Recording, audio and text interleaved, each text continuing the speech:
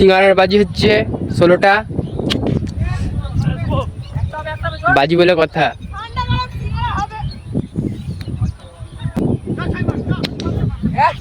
Catch.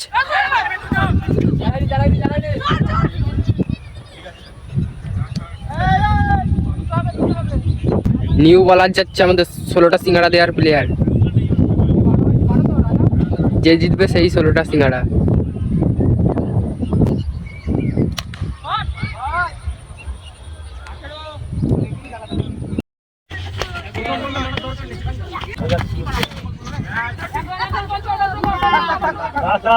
একটা